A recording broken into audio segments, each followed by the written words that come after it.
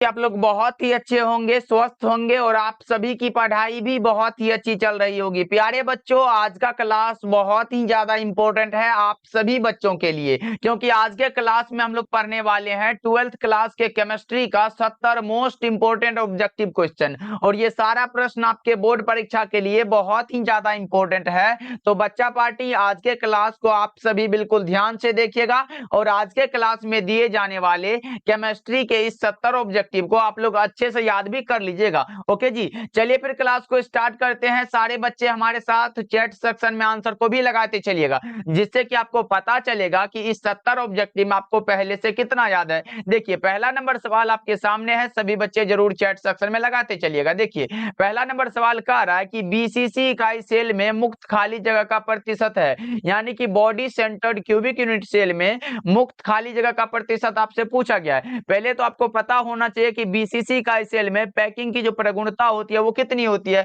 तो आपको पता होगा कि बीसीसी का सेल में पैकिंग की जो प्रगुणता होती है वो होती है 68%, आपको पता होना चाहिए। और भरा हुआ कितना होता है 68%, ये 100% में हमारा 68% भरा हुआ है, तो इसमें से घटा दो, हमारा 32% हो जाएगा। यही हमारा क्या है, तो खाली स्थान है, इसलिए करेक्ट आंसर हमारा ऑप्शन नंबर ए हो जाएगा। बिल्कुल सही जवाब है। अगर एचसीपी के लिए पूछे तो भरा हुआ 74 होता है और 100 में से आप क्या करोगे, 74 को घटा दोगे तो क्या हो जाएगा, या जो होगा वो आप लिख दोगे, ये 26% हमारा क्या होगा, ये खाली स्थान हो जाता है। ओके, चलिए अगले प्रश्न को देखते हैं। जो भी पूछे आप लोग लगा के जरूर आना। देखिए, दूसरा नंबर सवाल कह रहा है कि शॉर्टकी दोष के कारण ठोस का घनत्व क्या होता है। शॉर्टकी डिफेक्ट के कारण ठोस का घनत्व क्या होता है, घट जाता है बच्चों। ऑप्शन नंबर बी आपका सही हो जाएगा। तो सारे बच्चे इसको याद रखिएगा, ये क्वेश्चन बहुत ही इंपॉर्टेंट है। चलिए तीसरा नंबर सवाल की ओर बढ़ते हैं। ये रहा आपके सामने, बता दो निम्नलिखित में कौन अक्रिस्टलीय ठोस है। बता दो निम्नलिखित में कौन सा है, यानी कि which of the following is an amorphous solid, कौन सा है बता दो आप लोग बच्चों। तो ग्रेफाइट हो गया और क्रोम एलम हो गया, सिलिकॉन कार्बाइड, ये हमारा क्रिस्टल है। लेकिन क्वार्ट्ज ग्लास जो हो जाएगा ये हमारा अक्रिस्टल है, इसलिए राइट आंसर हमारा ऑप्शन नंबर बी हो जाएगा। सभी बच्चे याद रखिएगा, ये क्वार्ट्ज ग्लास जो है ये हमारा नॉन क्रिस्टलाइन सॉलिड का एग्जांपल है। सभी बच्चे इसको याद रखिएगा। चलिए फोर्थ नंबर सवाल को देखते हैं। हमारे सामने ये रहा, निम्नलिखित में कौन फेरो चुंबकीय पदार्थ है। बता दो आप लोग निम्नलिखित में कौन सा है जो फेरो चुंबकीय यानी कि लोह चुंबकीय पदार्थ होता है, कौन सा होगा, वो हमारा हो जाएगा Fe3O4। राइट आंसर हमारा ऑप्शन नंबर बी हो जाएगा। तो सभी बच्चे याद रखिएगा, ये क्वेश्चन आपके बोर्ड परीक्षा में पूछा गया। चलिए पांचवा नंबर सवाल को देखते हैं। मात्र 70 ऑब्जेक्टिव है, सभी बच्चे हमारे साथ आंसर को लगाते चलना और लास्ट में बताना कि इस 70 ऑब्जेक्टिव में आपको पहले से कितना याद है। देखिए पांचवा नंबर सवाल कर रहा है, किसी विलयन के सांद्रण को व्यक्त करने का कौन सा तापक्रम पर निर्भर नहीं करता है। बता दो बच्चा पार्टी, ये क्वेश्चन जो है हर एक बार जो है किसी ना किसी रूप में आपके बोर्ड परीक्षा में आ ही जाता है। देखो एक बार ऐसे आया था कि निम्नलिखित में कौन ताप पर निर्भर नहीं करता है,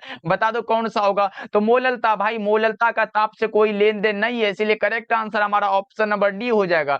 इसलिए सभी बच्चे याद रखिएगा, यहाँ ताप पर निर्भर नहीं करता, मतलब ताप से इसका कोई मतलब नहीं है। चलिए अगले प्रश्न को देखते हैं। 6 नंबर सवाल है हमारे सामने, विलियन के अनुसंख्यक गुणधर्म का उदाहरण है। बता दो कोलिगेटिव प्रॉपर्टी का एग्जांपल आपसे पूछा गया, कौन सा होगा, वो होगा हमारा क्वथनांक का उन्नयन, क्योंकि मैंने 4 बताया था। क्वथनांक का उन्नयन, हिमांक का अवनमन, प्रासरणी दाब और वाष्प दाब का आपेक्षिक अवनमन, ये 4 क्या है, तो कोलिगेटिव प्रॉपर्टीज का एग्जांपल है। चलिए अगले प्रश्न को देखते हैं। 7 नंबर सवाल है हमारे सामने, बता दो समुद्र जल का परिसारक दाब लगभग कितना होता है, कितना होता है, 30 एटीएम होता है। 30 एटीएम मतलब 30 एटमॉस्फेयर। ऑप्शन नंबर ए हमारा करेक्ट हो जाएगा। सभी बच्चे इसको याद रखिएगा। ओके, चलिए 8 नंबर सवाल कर रहा आपके सामने है, CaNO3 होल ट्वाइस का वांट ऑफ गुणांक कितना होता है। बता दो, बहुत ही आसान है बच्चों, लगा दो क्या होगा इसका सही जवाब, फटाफट से आप लोग बता दो, बता दो सभी बच्चे।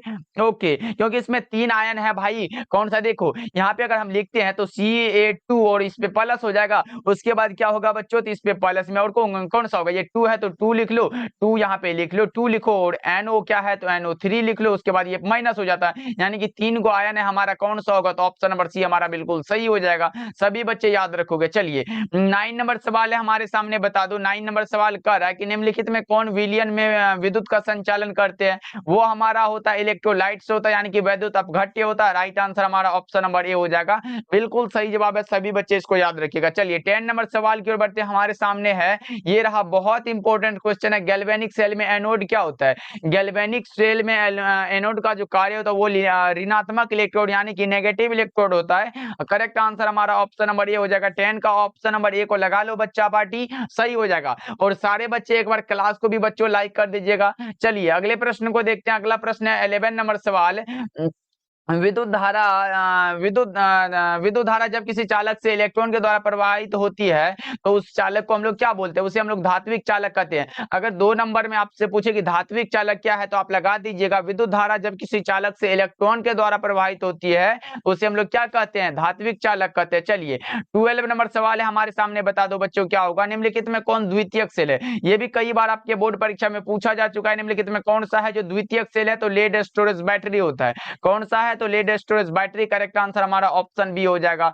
नेक्स्ट सवाल की ओर बढ़ते हैं बच्चों। ये रहा आपके सामने 13 नंबर सवाल। विशिष्ट प्रतिरोध की इकाई क्या होती है। इसे ही हम लोग प्रतिरोधकता भी बोलते हैं, जिसे हम लोग आर के द्वारा रो के द्वारा डिनोट करते हैं। देखो हम लोगों ने एक फॉर्मूला पढ़ा है कि आर बराबर क्या होता है, आर बराबर हमारा क्या होता है, आर से डिनोट करते हैं, आर बराबर रो एल बटा में क्या होता है, ए होता है। देखो हमें निकालना क्या है, तो हमको रो निकालना है। तो रो बराबर हमारा क्या होगा बच्चों, लगा दो क्या होगा, फटाफट से लगाते चलो। तो रो बराबर आर ए, आर गुना ए बटा में क्या होगा, एल हो जाएगा। आर क्या है, तो प्रतिरोध है, प्रतिरोध का मात्रक हमारा ओम होता है। और एरिया है तो सेंटीमीटर स्क्वायर हो जाएगा, बटा में लंबाई का सेंटीमीटर लिख लो।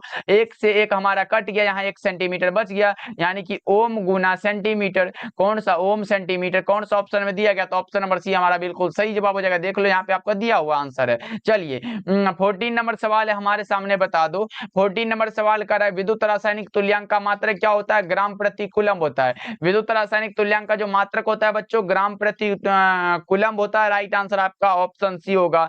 15 नंबर सवाल कर रहा है आपके सामने है, विलयन की चालकता समानुपाती होती है, किसके समानुपाती होती है। विलयन की चालकता आयनों की संख्या के समानुपाती होती है। विलयन की चालकता आयनों की संख्या के समानुपाती होती है बच्चों, ऑप्शन बी आपका करेक्ट हो जाएगा। 16 नंबर सवाल की ओर बढ़ते हैं। ये रहा हमारे सामने, बता दो निम्नलिखित में ठोस ठोस समुदाय कौन है। ठोस ठोस समुदाय जो पूछे तो वो है हमारा संश्लेषित जेम। राइट आंसर हमारा ऑप्शन सी करेक्ट आंसर है। चलिए 17 नंबर सवाल है बच्चों, ये रहा आपके सामने। एंजाइम का मुख्य अवयव क्या होता है। एंजाइम का जो मुख्य अवयव होता है वो प्रोटीन होता है। एंजाइम का मुख्य अवयव क्या होता है, और प्रोटीन होता है। सभी बच्चे चैट सेक्शन में लगा दो, जिससे कि आपको याद भी हो जाएगा। 18 नंबर सवाल है बच्चों, ये रहा आपके सामने, बता दो स्टार्च के जल अपघटन में निम्नलिखित में किस एंजाइम का उपयोग होता है। स्टार्च के जल अपघटन में निम्नलिखित में किस एंजाइम का उपयोग होता है, लगाओगे क्या 18 का करेक्ट आंसर, तो वो हमारा हो जाएगा डायस्टेज का उपयोग होता है। करेक्ट आंसर हमारा ऑप्शन डी होगा। चलिए 19 नंबर सवाल देखिए, अपमार्जक को क्या कहा जाता है। अपमार्जक को जो कहा जाता है वो कहा जाता है पृष्ठ सक्रियन। क्या कहा जाता है बच्चों, पृष्ठ सक्रियन कहा जाता है, इसलिए करेक्ट आंसर हमारा ऑप्शन नंबर ए होगा। 20 नंबर सवाल है हमारे सामने, बता दो टिंडल प्रभाव प्रदर्शित होता है किसके द्वारा। टिंडल प्रभाव जो प्रदर्शित होता है वो किसके द्वारा, तो वास्तविक घोल के द्वारा। टिंडल प्रभाव किसके द्वारा प्रदर्शित होता है, वास्तविक घोल के द्वारा। ऑप्शन ए करेक्ट आंसर है। 21 नंबर सवाल है हमारे सामने, बता दो निम्नलिखित में किसके लिए हिमांक का अवनमन अधिकतम होगा। निम्नलिखित में कौन सा है जिसके लिए हिमांक का अवनमन अधिकतम होता है, तो वो हमारा होता है पोटेशियम सल्फेट यानी कि K2SO4। हमारा करेक्ट आंसर ये हो जाएगा। और ये प्रश्न कई बार आपके बोर्ड परीक्षा में पूछा गया। चलिए 22 नंबर सवाल है, दोनों मीडियम वालों के लिए, हिंदी और इंग्लिश दोनों मीडियम के लिए, इसलिए दोनों मीडियम वाले बच्चे क्या करेंगे, आंसर को लगाते चलेंगे। देखिए 22 नंबर सवाल का है, शून्य कोटि की अभिक्रिया के लिए वेग स्थिरांक की इकाई क्या होती है। जीरो ऑर्डर रिएक्शन के लिए आपसे पूछा गया, बता दो बच्चों क्या होगा। तो शून्य कोटि की अभिक्रिया के लिए अगर आपसे पूछे वो हमारा होता है mole litre inverse second inverse. अगर प्रथम कोटि के लिए पूछे तो वो हमारा सेकंड इनवर्स होता है, और अगर पूछे द्वितीय कोटि की अभिक्रिया के लिए वो होता है सेकंड इनवर्स। यहाँ होता है, लिख भी दे रहा हूँ, सेकंड इनवर्स होगा, मोल इनवर्स और लीटर होता है। ये क्या है, तो ये द्वितीय कोटि के लिए है, ये प्रथम कोटि और ये शून्य कोटि के लिए है। तो तीनों को आप लोग याद रखिएगा, लिख लो अगर कॉपी में जगह हो तो। चलिए हाँ, अगले प्रश्न को देखते हैं। 23 नंबर सवाल है, प्रथम कोटि की अभिक्रिया के लिए हाफ लाइफ का मान कितना होता है? हाफ लाइफ का मान होता है 0.693 बटा में के होता है। करेक्ट आंसर हमारा ऑप्शन बी हो जाएगा। नेक्स्ट सवाल की ओर बढ़ते हैं। ये रहा आपके सामने 24 नंबर सवाल, बता दो किस कोटि की अभिक्रिया के लिए वेग तथा वेग स्थिरांक की इकाई समान होती है? सभी बच्चे लगा दो चैट सेक्शन में। बहुत ही आसान सा सवाल है, किस कोटि की अभिक्रिया के लिए वेग तथा वेग स्थिरांक की इकाई समान होती है? तो शून्य कोटि की। मैं कई बार बता चुका हूं कि शून्य कोटि की अभिक्रिया की दर क्या होती है? तो निश्चित होती है। करेक्ट आंसर हमारा ऑप्शन ए होगा। अगले प्रश्न को देखते हैं। 25 नंबर सवाल है आपके सामने, बता दो सेल जो है जिसमें रासायनिक ऊर्जा विद्युत ऊर्जा में बदलता है उसे क्या कहते हैं? बता दो आप लोग। ऐसा सेल जिसमें रासायनिक ऊर्जा विद्युत ऊर्जा में बदलता है उसे हम लोग क्या बोलते हैं? तो बता दो क्या होगा 25 का करेक्ट आंसर। उसे हम लोग बोल देते हैं गैल्वेनिक सेल। क्या बोलते हैं? Galvanic cell. राइट आंसर हमारा ऑप्शन बी होगा। चलिए अगले प्रश्न को देखते हैं। 26 नंबर सवाल है, किसका ऑक्सीकरण विभव सबसे अधिक होता है? ऑक्सीकरण विभव जो सबसे अधिक होता है वो किसका होता है? बता दो। वो होता है मैग्नीशियम का। करेक्ट आंसर हमारा ऑप्शन नंबर डी होगा। चलिए अगले प्रश्न को देखते हैं। अगला प्रश्न हमारे सामने 27 नंबर सवाल है, आदर्श विलयन का निम्नलिखित में कौन सा गुण है? बता दो। बहुत ही आसान है लेकिन इंपॉर्टेंट बहुत है। बता दो आदर्श विलयन का निम्नलिखित में कौन सा गुण है? तो ये राउल्ट के नियम का पालन करता है, इसलिए करेक्ट आंसर हमारा ऑप्शन नंबर ए हो जाएगा। बिल्कुल सही जवाब है। राउल्ट का नियम यानी कि पी बराबर जो होता है वो के पी बराबर पी यहाँ पे पी बराबर के एच एक्स नहीं होता है, एक होता है पी बराबर हमारा पी नोट एक्स होता है। ये हमारा राउल्ट का नियम है। लेकिन अगर ये एक आता है के पी बराबर के एच एक्स, पी बराबर के एच एक्स अगर आए, ये हमारा क्या है? तो ये हमारा हेनरी का नियम है और ये क्या है? राउल्ट का नियम है। दोनों को आप लोग याद रखिएगा, ये दोनों आपके बोर्ड एग्जाम में पूछा जाता है। चलिए अगले प्रश्न को देखते हैं। 28 नंबर सवाल है, C6H6 कैसा पदार्थ है? C6H6 यानी कि बेंजीन जो है वो कैसा पदार्थ है? तो प्रतिचुंबकीय पदार्थ है। बेंजीन कैसा पदार्थ है बच्चों? प्रतिचुंबकीय पदार्थ हो जाएगा। चलिए अगले प्रश्न को देखते हैं। 29 नंबर सवाल है आपके सामने है, बता दो निम्नलिखित में कौन धातु सामान्यतः मुक्त अवस्था में पाया जाता है? बता दो निम्नलिखित में कौन सा धातु है जो सामान्यतः मुक्त अवस्था में पाया जाता है? बता दो। बहुत ही आसान है, वो हमारा सोना होता है। कौन सा? बाबू सोना वाला सोना नहीं है, ये वो वाला सोना है, ये वाला। ऑप्शन नंबर बी हमारा करेक्ट हो जाएगा। चलिए 30 नंबर सवाल है हमारे सामने, बता दो। 30 नंबर सवाल कह रहा है कि निम्नलिखित में से किस धातु के निष्कर्षण के लिए साइनाइड विधि का उपयोग होता है? सिल्वर के लिए कौन सा? तो ऑप्शन नंबर बी में दिया गया सिल्वर। ऑप्शन नंबर बी आपका करेक्ट आंसर हो जाएगा। साइनाइड विधि द्वारा हम लोग तो सिल्वर प्राप्त करते हैं। अगले प्रश्न को देखते हैं। 31 नंबर सवाल है, अयस्क में उपस्थित अशुद्धि को क्या कहते हैं? गैंग या फिर इसी को हम लोग क्या बोलते हैं? अधात्री भी बोलते हैं। गैंग या फिर किस इसको क्या बोलते हैं? अधात्री बोलते हैं बच्चों। ऑप्शन नंबर बी को आप लोग लगा सकते हो। चलिए 32 नंबर सवाल है, हमारे सामने ऐसा प्रश्न आया कि निम्न में से वह लवण जो खनिजों में सबसे कम पाया जाता है, खनिजों में सबसे कम जो पाया जाता है वो कौन सा होता है? तो वो नाइट्रेट होता है। क्या होता है? नाइट्रेट होता है। राइट आंसर हमारा ऑप्शन नंबर डी होगा। इसका अगर सूत्र पूछे तो NO3 और माइनस इस पे रहता है। चलिए अगले प्रश्न को देखते हैं। अगला प्रश्न हमारे सामने 33 नंबर सवाल है, गैलेना किसका अयस्क होता है? लीड का अयस्क होता है।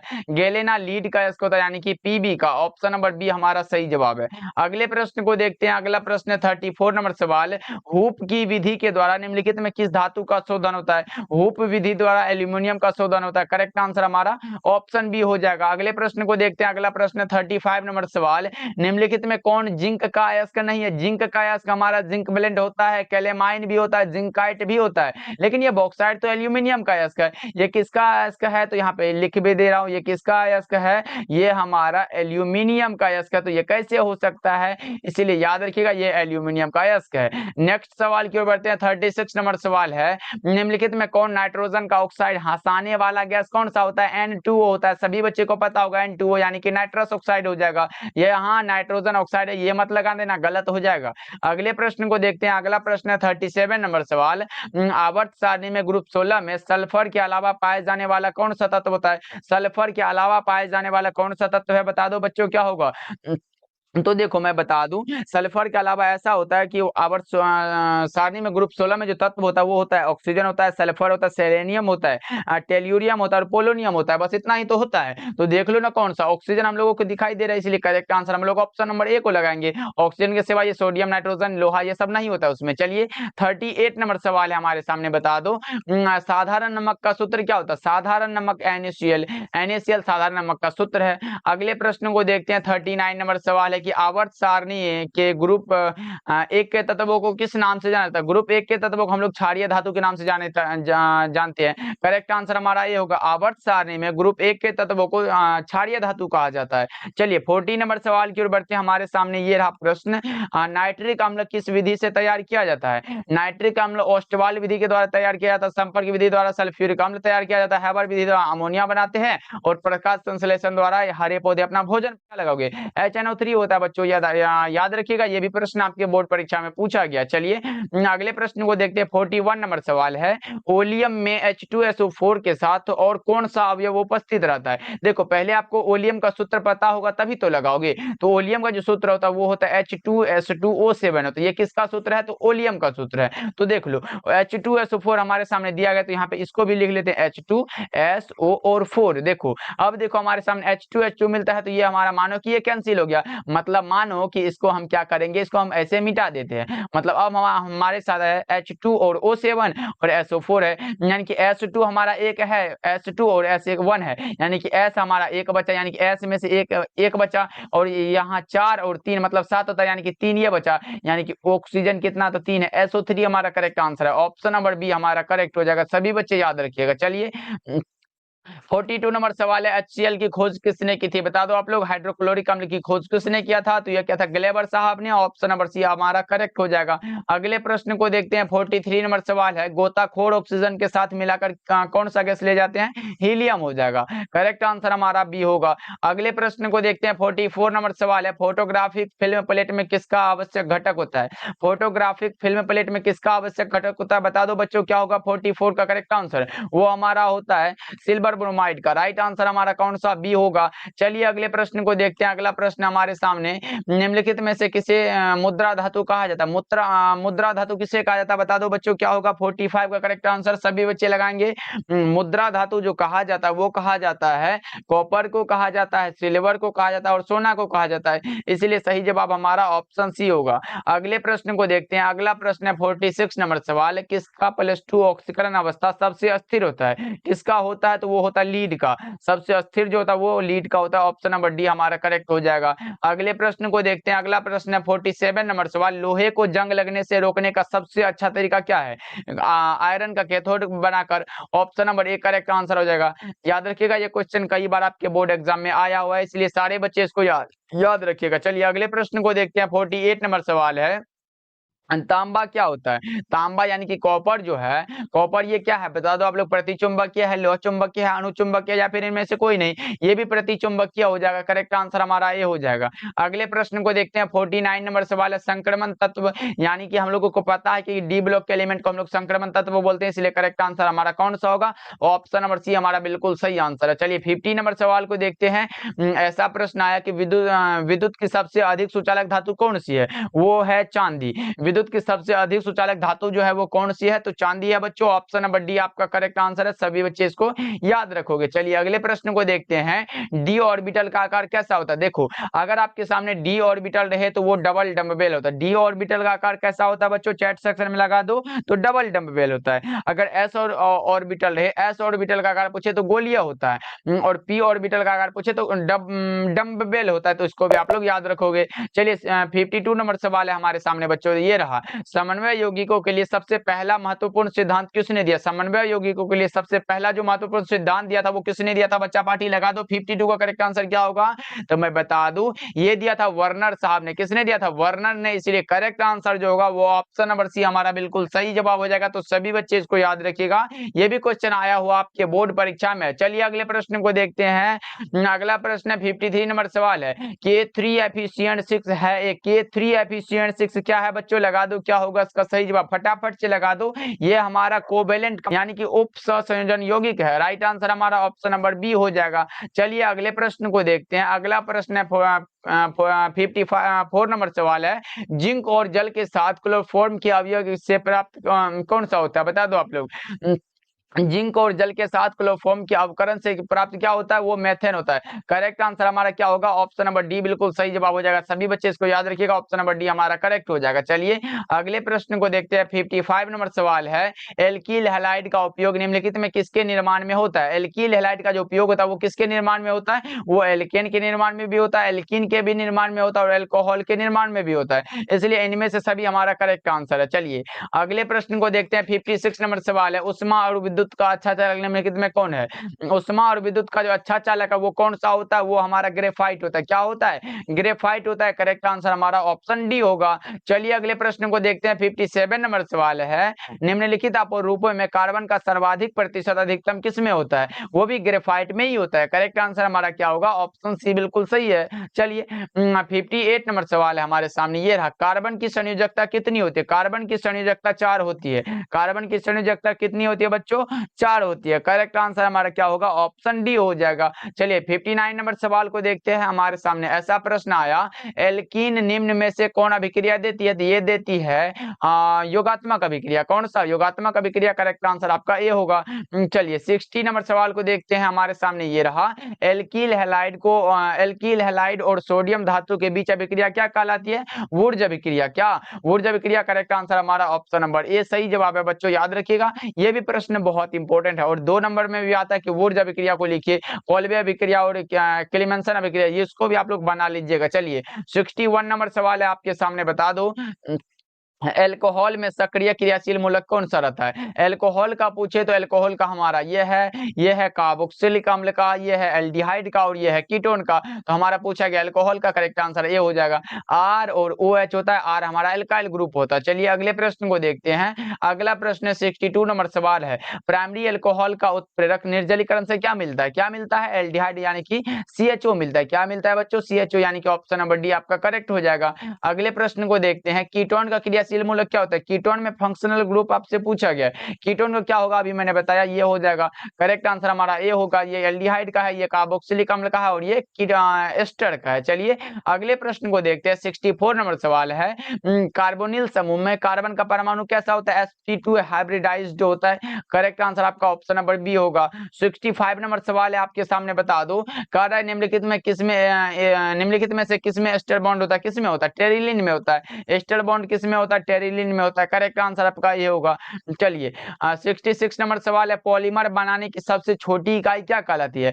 पॉलीमर बनाने की सबसे जो छोटी इकाई है वो हमारा मोनोमर, यानी कि छोटे छोटे मोनोमर मिलके एक पॉलीमर का निर्माण करते हैं, इसलिए करेक्ट आंसर आपका ये होगा। चलिए 67 नंबर सवाल है।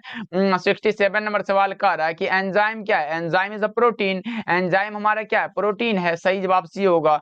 अगले प्रश्न को देखते हैं। 68 नंबर सवाल है, विटामिन सी क्या है। विटामिन सी तो ये इसका केमिकल नाम एस्कॉर्बिक अम्ल होता है। राइट आंसर आपका ए हो जाएगा, बिल्कुल सही आंसर है। चलिए अगले प्रश्न को देखते हैं। 69 नंबर सवाल है, मानव शरीर उत्पन्न नहीं करता है। क्या उत्पन्न नहीं करता है बच्चों, तो मानव शरीर जो है ये विटामिन उत्पन्न नहीं करता है। ये हम लोग बाहरी पदार्थ को खा के ये अपना शरीर में भोजन प्राप्त करती है, विटामिन प्राप्त करती है, इसलिए करेक्ट आंसर हमारा ऑप्शन सी होगा। चलिए 70 नंबर सवाल है हमारे सामने, बता दो, और आज के क्लास का ये लास्ट सवाल है, बता दो जिस जीव के कारण रोग उत्पन्न होता है उसे क्या कहते हैं, उसे हम लोग पैथोजन कहते हैं। क्या कहते हैं, पैथोजन कहते हैं। करेक्ट आंसर ये भी हमारा ऑप्शन ए हो जाएगा। चलिए बच्चों आज का क्लास आपको कैसा लगा कमेंट करके बताइएगा। और आज तबीयत भी थोड़ा खराब था, इसलिए थोड़ा